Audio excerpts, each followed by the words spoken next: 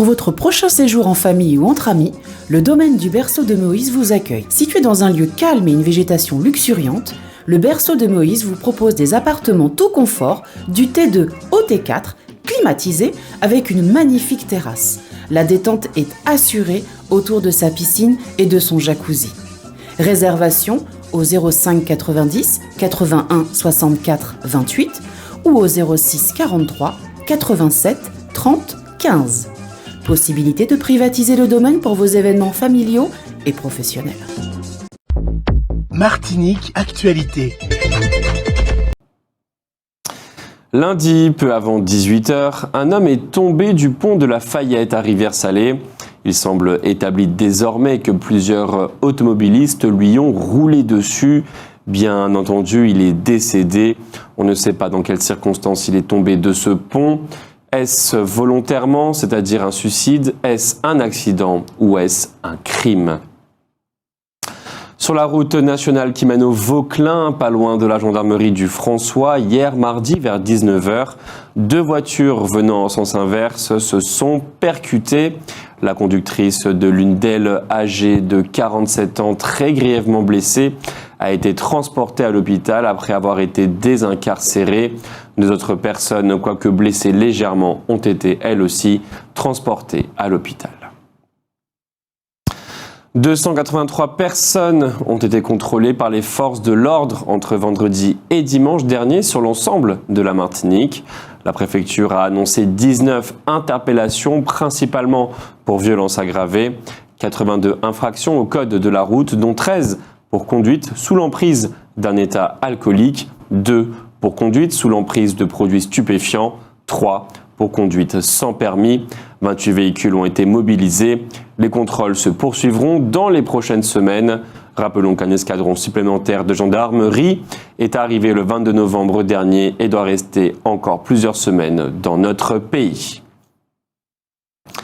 Les services de la CTM ont été exceptionnellement perturbés aujourd'hui, mercredi 18 janvier 2023, de 10h à midi.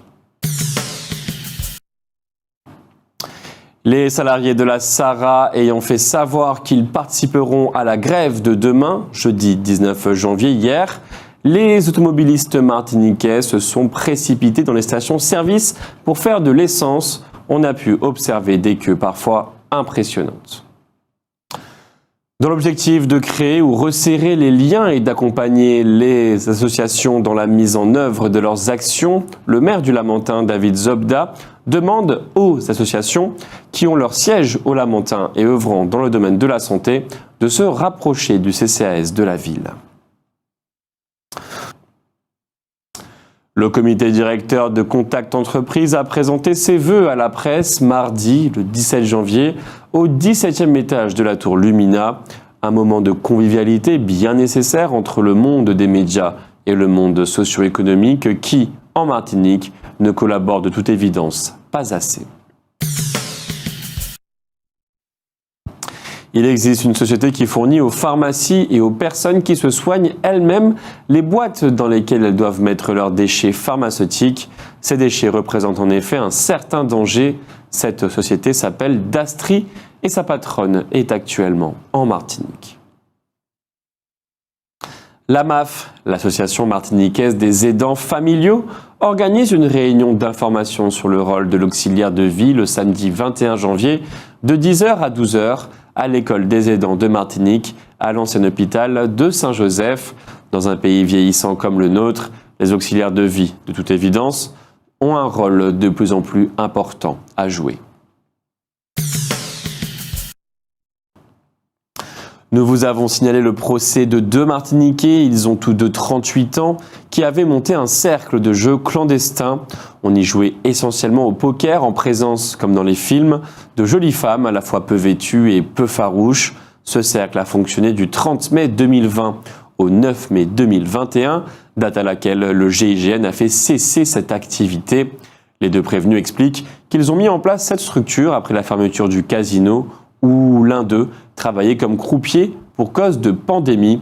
L'un des deux prévenus, celui qui a eu l'idée, le cerveau de l'affaire, David R., a été condamné à 2 ans de prison avec sursis et 30 000 € d'amende. L'autre, Wilson A, écope d'1 an d'emprisonnement avec sursis et 15 000 € d'amende. Toutes les sommes et les biens saisis au cours de cette affaire sont confisqués. On ne sait pas si les 2 hommes vont faire appel.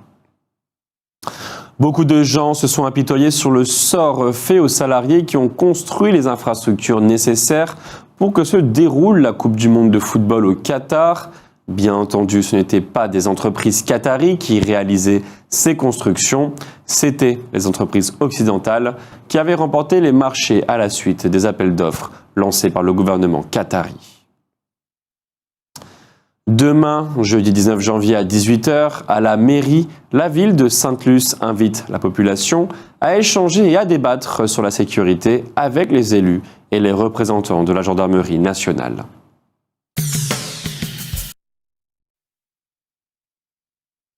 Un éditorialiste martiniquais a affirmé que si les pays africains n'étaient pas à un haut niveau de football mondial, c'est parce que les pays européens les dépossédaient de leurs joueurs les plus talentueux. En réalité, bien entendu, les Noirs qui jouent dans l'équipe de France sont français.